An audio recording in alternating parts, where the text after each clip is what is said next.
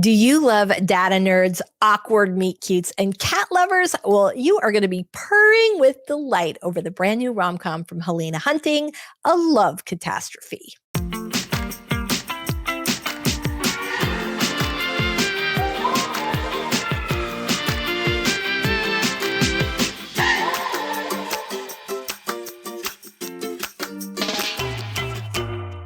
Hello, Swoon Squad. Welcome to While You Are Reading, a podcast for contemporary romance readers. I'm your host, USA Today bestselling romantic comedy author Lisa Daly.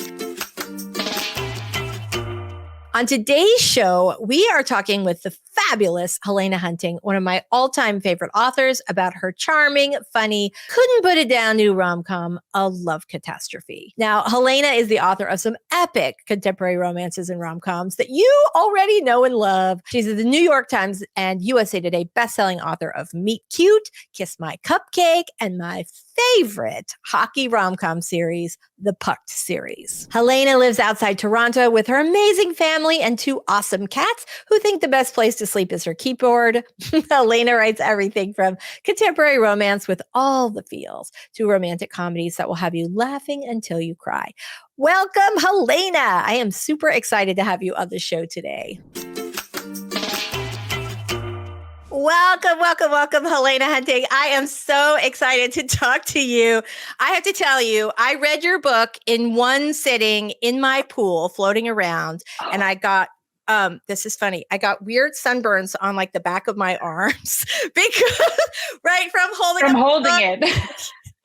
So it was like one of those things where you're like, okay, I guess I missed that spot with the sunscreen. So yes, and I stayed out there all day. I was like a little like prune with like these little two red spots on my wrist. So yeah. Oh, well, I'm so glad it captured your interest that much and you were that absorbed, but I'm sorry that you had weird sunburn as a result. It was okay. Thankfully it went away, but it was like when my first day of vacation, I'm like holding my suitcase and I was like, what is that? Like, why does that hurt? And then I realized like, oh, I have this like 2-inch sunburn. It was like the weirdest thing ever. This book is so fun. Tell us a little bit about A Love Catastrophe. Can you sort of just go through the plot a little bit for our listeners? Yeah, absolutely. So A Love Catastrophe is a story about a cat sitter and a data analyst for the NHL. And he runs into an issue. Obviously they travel in the regular season a lot, and he has a mom who ends up in the hospital, and she has this cat named Prince Francis, and he's a Sphinx cat, and he's a going concern, and he needs someone to take care of this cat while he is traveling. And in comes Kitty, the kitty whisperer, who is a professional cat sitter, has a following that love her because, I mean, her name is Kitty, the kitty whisperer. Right. Who doesn't love that, right? Yes. And they have a really horrible, embarrassing, awful meet cute in which he's a jerk and she is awkward, and then they are awkward together, and he tackles her and it's bad. And every part of their introduction just sort of slides into their interactions as the story kind of moves forward until they realize that maybe they got off on the wrong paw, and and how they feel about each other starts to shift as they learn more about who each other is. I love that. So speaking of getting off on the wrong paw or the right paw, I really thought that your heroine, Kitty Hart, was such a fun character, all the way to like the catty expressions like, what the meow, like that. I just thought meow for now. Right, exactly. I just thought it was just so fun. What was your inspiration for Kitty? Really like just pieces of people, and I feel like Kitty is that really quirky, awkward person that we all have like inside of us. Like every once in a while, that piece of ourselves kind of comes out, and she just embraces it and embodies it. And I really wanted to write this character who is better with cats than people. Mm-hmm. And which I think is not uncommon. It's not. I feel like sometimes I'm better with my cat than I am with people. And cats are like, they love you if they decide that they want to love you. And they, I don't know, she was just such a fun, quirky, different heroine, and I really wanted to. It was so easy to write her. She just kind of like came to life and popped right off the page because she was just her own person, right? Mm-hmm. And I think sometimes it can be really hard when you're trying to balance work and life and all those other pieces, and she was just her authentic self, and I felt like that was what I wanted to embody. Yeah, I think you did a really great job with that. She is such just charming, endearing character, and she feels familiar in a way that, not like you've seen her in a book before, but she feels familiar like you know her personally, or like you said, like she's part of you. And, yeah. Right. And I love that. It's really, that's such a, such a challenging thing to accomplish, is to have a character that feels so human and real, or part human, part cat. Yes. So speaking of cat, Prince Francis, the Sphinx, I have only seen one Sphinx in real life. And they look like gremlins. They look like little rats that are, they're so cute and weird. They're so weird. They're so weird. They are. And don't you think it's sort of like, it's almost like those ugly dolls, like that were so terrifying. They were, right? Yes. They were adorable. And I feel like kids are the same way. They're so ugly and weird looking that they're adorable. But they're so, like they're just like so strangely endearing. And they, like, Sphinx cats are really like a cat dog. Like, they behave in the same kind of manner. They need baths just like dogs do, and they love and behave a lot like they're like a cat dog.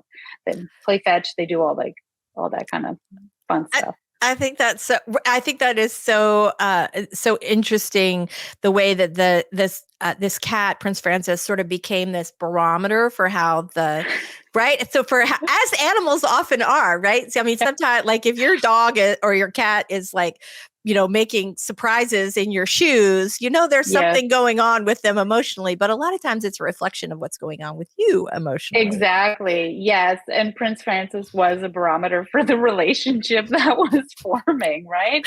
And he was the matchmaker. He was. I know. I love that, which is so funny because, Miles hates him so much in the beginning of the book. Right. And then, And then, of course, well, I'm not going to tell. He doesn't hate him as much at the end. We'll just say the love kind of comes through. But I can understand. I know so many people who are allergic to cats, and cats know when you're allergic to them, and they're like, "You are going to be my new best friend. I'm going to rub myself all over you, and I don't care if you're blowing up and you're sneezing all over the place and your eyes are red and runny. You're mine. You're my person." Right. I love cats, but I am allergic to cats. And it's so tragic. I'm allergic to dogs too, but we have a dog that is hypoallergenic. He's a little Havanese, right? And so they're so cute. Oh my gosh. Havanese, they are just literally the most adorable little, and their little tiny legs. You just want to just snuggle them so much. They're so cute, and they're very smart. They make really great writer dogs because they are like, they love to be with you all day, every day, all the time. And they're really smart, and they have their own sort of little sense of humor. Our previous dog was also a Havanese. His name was Zeus. And he would did this thing where he'd go out to the bathroom and I'd give him a treat when he came in. Well, he would literally go out there and fake it. He'd hold up his leg, and then it took months before I realized, why is he going so? I thought he had a bladder infection. No, he's just outsmarting me. Yeah, you trained him to give him treats every time he went to the bathroom. So he trained himself to go to the bathroom a lot so he could get all the treats. He wasn't going. He was just lifting his leg in a direction where I couldn't see the action. And that was it. So, That's exactly. Amazing. Oh, I love it. So when we talked about Prince Francis being the sort of barometer for everything that's going on in Kitty and Miles' relationship, both of them have some, some sort of deeper issues and character growth to kind of overcome. So, Yes. but the book is very definitely a rom-com, and Yes. right, there's so many funny moments in it. So how do you balance keeping that, the dealing with the deeper issues and the character growth, but also keeping that book light and fun? I think it was, I knew exactly how I wanted this book to kind of come together, and that I wanted all of those lighthearted pieces, and it was so easy to make them happen with because cats can be a huge catastrophe. And there's so many easy things that you can do to create ridiculous moments that made people laugh, while also having all this heavy stuff, like Miles going through all this stuff with his mom, and Right. and the strain on their relationship, and then Kitty kind of trying to navigate her own feelings about her family, and Right. and her kind of feelings of responsibility to make sure that everybody was taken care of, right? Right. So, but being able to insert, these really ridiculous moments in which Prince Francis is yowling at doors in the middle of the night, or Right. clawing, Miles's naked chest, because he came into the kitchen at the wrong moment. It just it allows, it's organic, right? It's organic opportunities for some levity inside of all of these heartfelt kind of conversations and moments. Well, and I think a lot of us would like to claw Miles's chest. I love Miles so much. He's so when I was talking to my agent about who I envisioned as Miles, I was like, oh, I'm gonna say his name, Joseph Gordon-Levitt. Levitt. Yes. You know who Snowden. And Yeah. I'm sorry, it's the only movie that I can think of that. No, I think that's his name, right? Yeah. Joseph Gordon-Levitt. Yeah. Love it. Yes. And I'm like, this is who I envision. I love him. He's nerdy hot, right? He is nerdy hot. He is nerdy hot. He's this numbers guy who loves hockey, and he's surrounded by all these hockey players, but he's just this he's nerdy, and I don't know, he's sexy. I find dirty nerdy. Sexy. Yeah. He is dirty nerdy, right? I love it. Yeah. He was so fun to write. He was so grumpy to start with, right? I know. Oh, I do love a good grumpy sunshine. I mean, I personally live in a grumpy sunshine life, and I love that. I think that's one of my very, very favorite romance tropes. And he's so grumpy at the beginning, but he's so sweet too. Though he has underneath all that grumpy and data, there's a real kindness to him, which I really.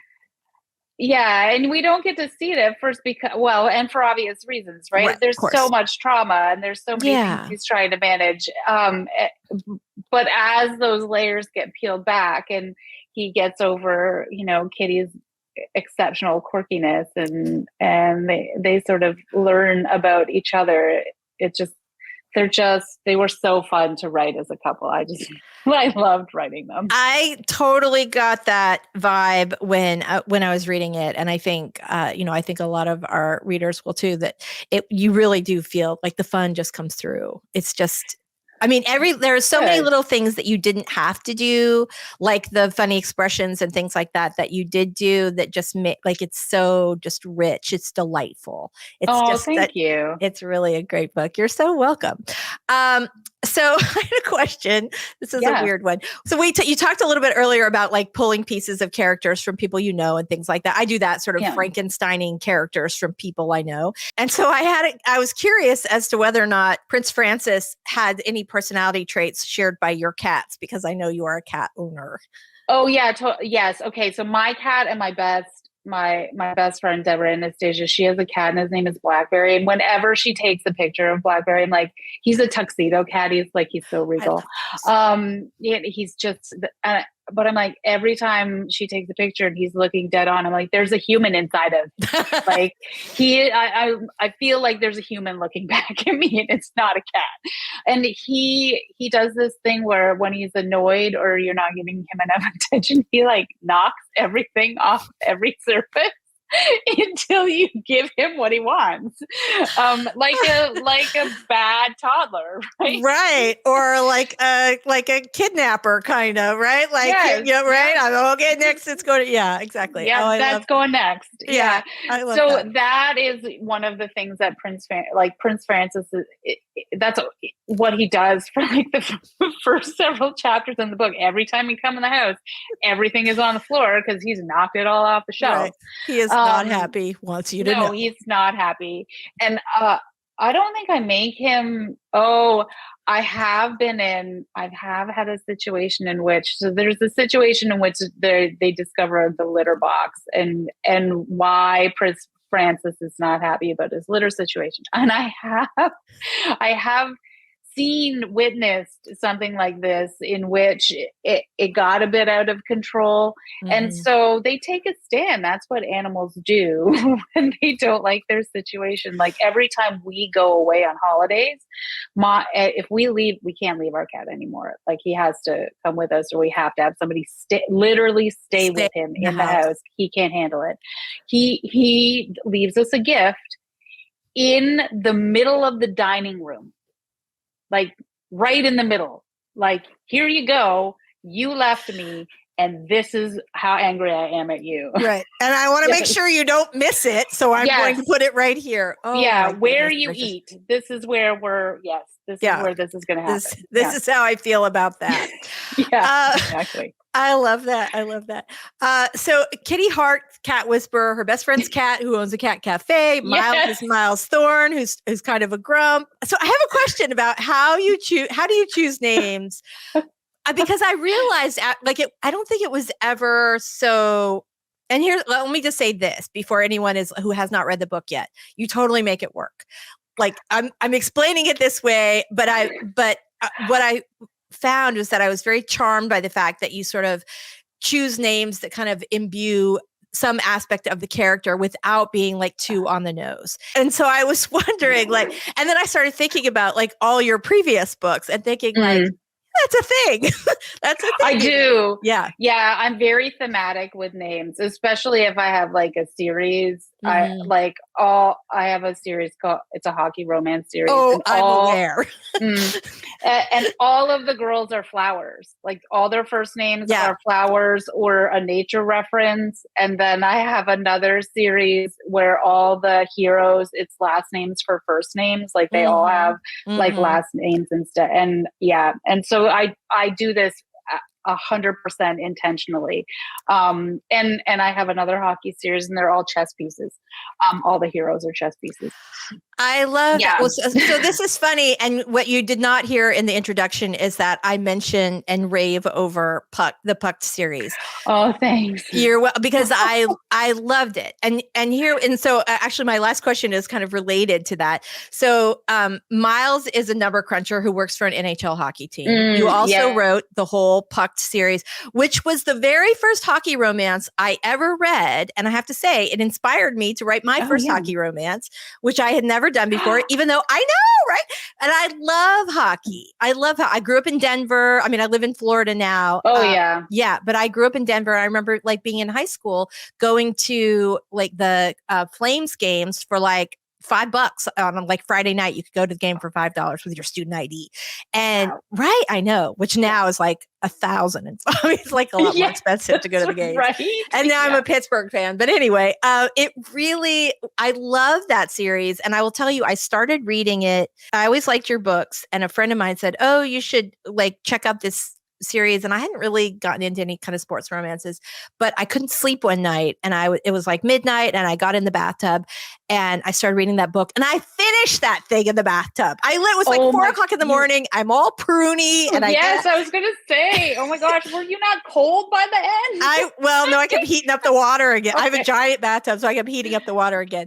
But now I'm realizing this is a theme and that I should just plan for the day. If I am a fast reader, but I should just plan for the day. Water. Yeah, right. Yeah. Exactly. Pruny and in the water for sure. Yeah, so seems to be the theme. It does. But I love that Miles was not a player in this, but he was still sort of, important to the team, this data cruncher. And so what I want to know is, what do you think is so sexy about hockey, guys? And why do they make such great leading men?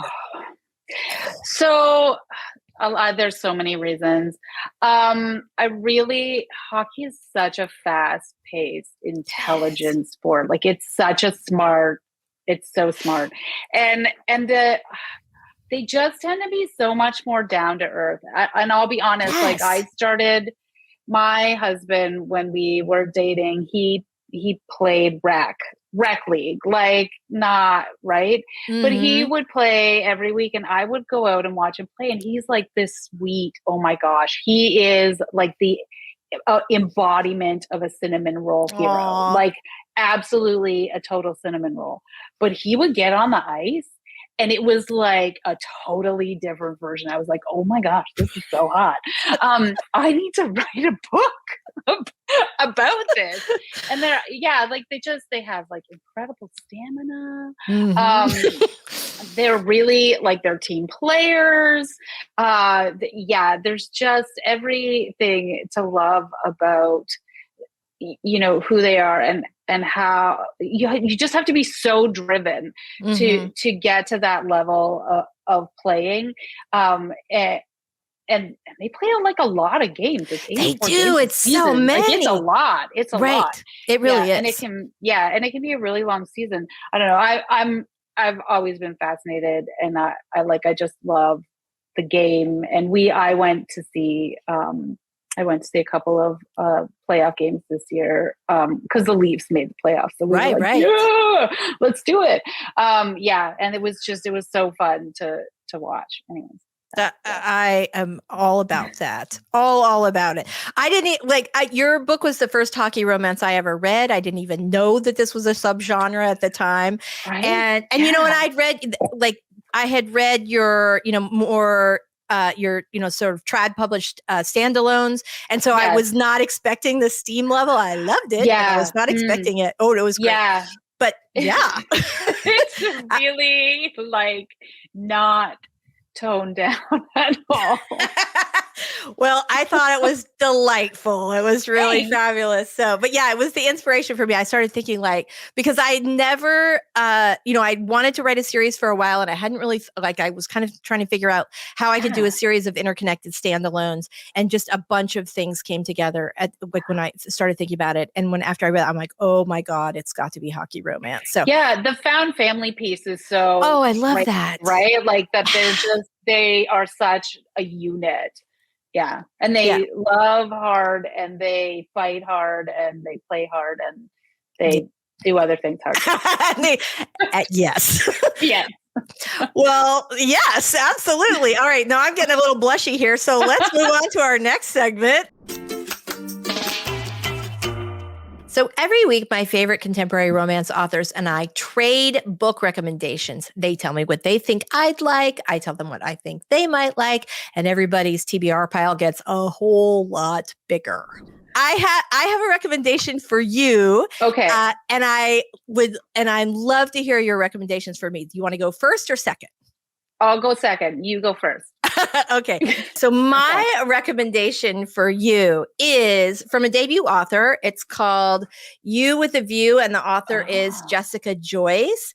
Cool. She's a debut novelist. I love this book. It had a very Letters to Juliet vibe. It's got a little road trip. You've got like the yes, charming. It's really, it has like super fun premise. It's got like the main character has this like wonderful relationship with her grandmother. And after her grandmother passes, and she's had this like, the grandmother has this like long-term relationship with the grandfather and everybody's in love. But when they're clearing out all the stuff, the main character finds this picture of this man. And it turns out that they had this really significant relationship. And she's trying to track the guy down in the picture to find out more about him. And the grandson answers, and you can see where this is going. Oh my gosh, everything about this. It's like kismet, and they're meant for each other. And I know. Yes. So I loved this book. I think Jessica Joyce has a huge career ahead of her. That's exciting. I know. And I love a debut. I know. Same. So much. I love it's so great when there's a debut coming. And I read an arc not that long ago, but I don't even think like the pre-order isn't even up. When I got the arc, it literally it was just a bound manuscript with no cover. Like it was just I was like, I've never received an arc like this before, so I don't even know if I can like tell you. You can say if you could say it and say you loved it, that's okay. Yeah, Maggie North, Rules for Second Chances, and I don't even know if there's yes. Oh my gosh, my heart. It has like everything. It has neurodiversity. It has like this beautiful second chance romance, and it is set in Canada, which I'm like a huge fan of. And is like West Coast Canada, so it's all mountains and it's beautiful. But just such a fabulous, steamy, emotional, heartfelt story, and like done in the most. It was just beautifully executed. I'm so excited for it to come out. Like I'm so excited. Me too. Yeah, like really, like lots of laugh out loud moments where and then all these my heart was just so full at the end when I got my happily ever after. Yeah. Oh, I love that. Thank you so much. Rules for Second Chances. That is such a great title. Oh my gosh. Yes. And it's just such a fabulous story. I'm so excited. Love it. Yeah. Oh, I can't wait. Okay, Swoonies, it is your lucky day. As we always do every week on While You're Reading, we are giving away a copy of A Love Catastrophe. So if you want to win the copy, all you need to do is head on over to whileyouarereading.com to enter, or you can enter just by clicking the link in the show notes below. A Love Catastrophe is in stores now. It is absolutely phenomenal. I loved it to death. You're so welcome. And thank you so much for being on While You Were Reading. It was such a pleasure. Thank you so much for having me. You're so welcome.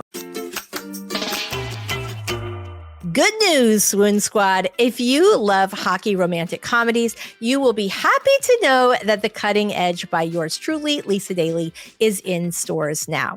The Cutting Edge is a laugh-out-loud hockey rom-com perfect for fans of Hannah Grace and Pippa Grant. Logan Rivers is a star pro hockey player for the St. Pete Slashers, and he is in a slump. He has not scored in 3 games. It's starting to freak him out.